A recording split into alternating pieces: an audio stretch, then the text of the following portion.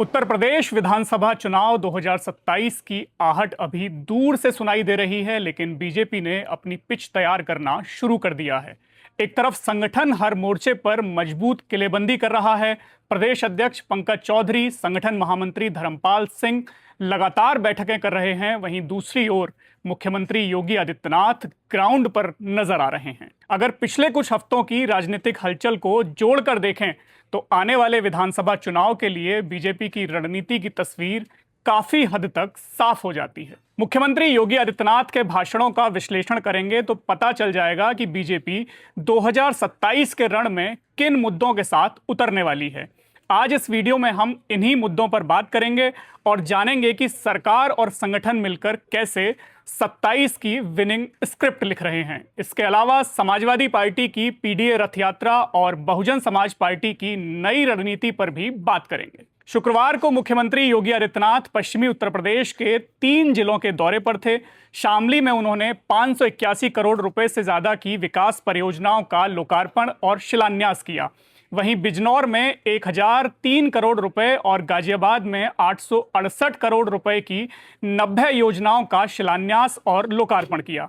शनिवार को भी मुख्यमंत्री बुलंदशहर, अमरोहा और संभल के दौरे पर हैं। वह तीनों जिलों को लगभग 1350 करोड़ रुपए की विकास योजनाओं की सौगात दे रहे हैं। इन कार्यक्रमों से मुख्यमंत्री योगी आदित्यनाथ इंफ्रास्ट्रक्चर और डेवलपमेंट की एक बड़ी लकीर खींचने के साथ साथ 2027 के चुनाव की विनिंग स्क्रिप्ट लिख रहे हैं। सीएम योगी एक हाथ में विकास और कानून व्यवस्था का एजेंडा लेकर चल रहे हैं, वहीं दूसरे हाथ में हिंदुत्व और राष्ट्रवाद के मुद्दे को धार दे रहे हैं।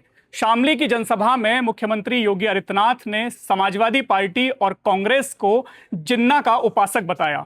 उन्होंने कहा कि ये लोग डेमोग्राफी बदल रहे थे और इसलिए कैराना और कांधला से पलायन हो रहा था। 10 साल पहले शामली आतंक और भय का प्रतीक था, लेकिन अब यह गन्ने की मिठास का प्रतीक बन गया है। जो लोग डेमोग्राफी बदल रहे थे, समाजवादी पार्टी और कांग्रेस के लोग, ये लोग जिन्ना के उपासक हैं।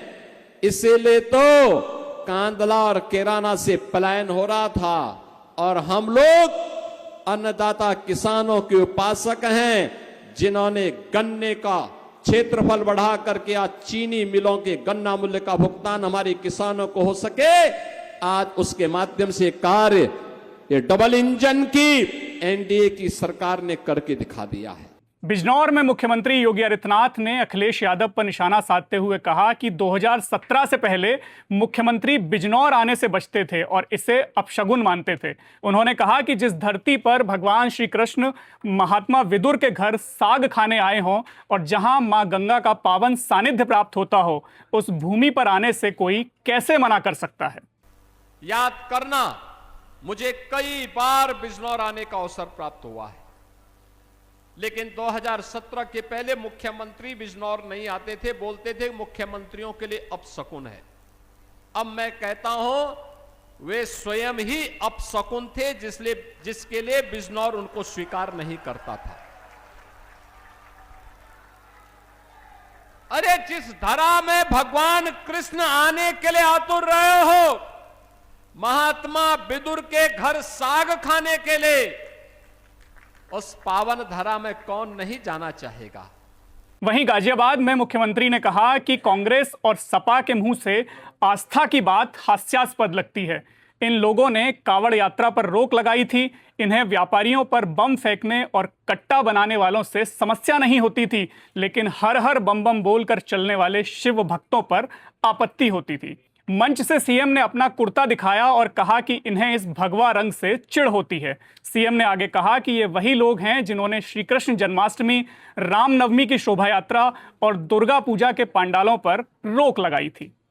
ये वही लोग हैं जिन्होंने कभी कावड़ यात्रा पर रोक लगाई थी। इनको हर हर बम बम पर इनको आपत्ति थी।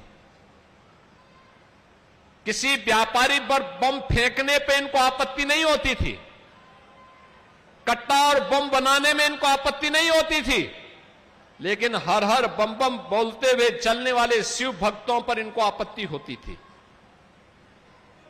इनको इस केसरिया रंग से ही चिढ़ होती थी। ये वही लोग हैं जिन्होंने श्री कृष्ण जन्माष्टमी के पर्व और त्योहार को रोका था।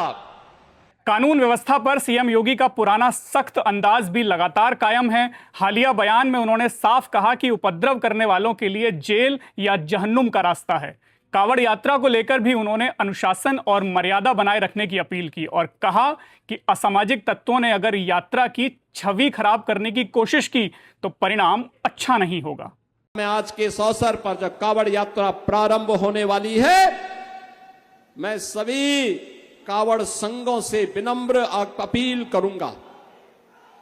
बहनों और भाइयों, मैं उनसे अपील करूंगा कि याद रखना, हम सब श्री राम के वंशज हैं, श्री कृष्ण के अनुयायी हैं और भोले शंकर के भक्त हैं। हम सब इस बात को ध्यान रखेंगे, राम की मर्यादा, कृष्ण की लीला और शंकर की समरसता और जीवंतता हमेशा हमें आगे बढ़ने के लिए प्रेरित करती है। सीएम योगी के इन बयानों से साफ पता चलता है कि वो कौन से मुद्दे हैं जिनको लेकर भाजपा 27 के चुनावी रण में न केवल उतरेगी बल्कि विपक्ष को चुनावी चक्रव्यूह में घेरेगी। इन भाषणों में सिर्फ विकास की बात नहीं है बल्कि राष्ट्रवाद, हिंदुत्व और सनातन की धार भी साफ दिखाई देती है।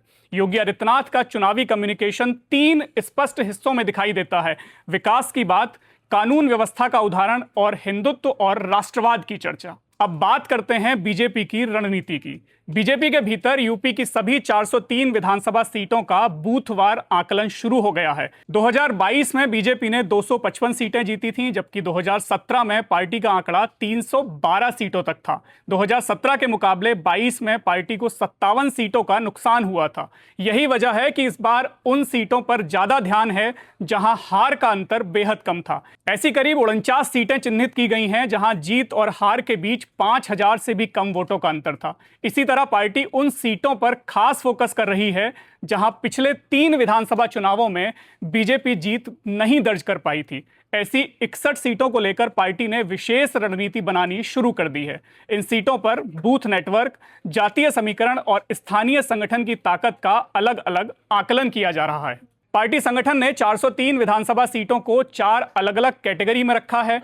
पहली कैटेगरी में वे सीटें हैं जहां पार्टी लगातार चुनाव जीतती रही है। दूसरी कैटेगरी में वो सीटें हैं जहां जीत तो मिली लेकिन अंतर बहुत कम रहा।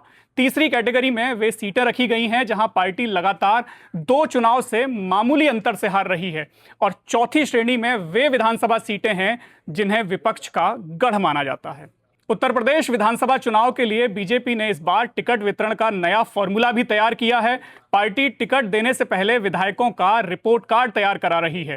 पार्टी का फोकस इस बार चुनाव जीतने पर नहीं बल्कि तीसरी बार सत्ता में वापसी करने यानी हैट्रिक लगाने पर है।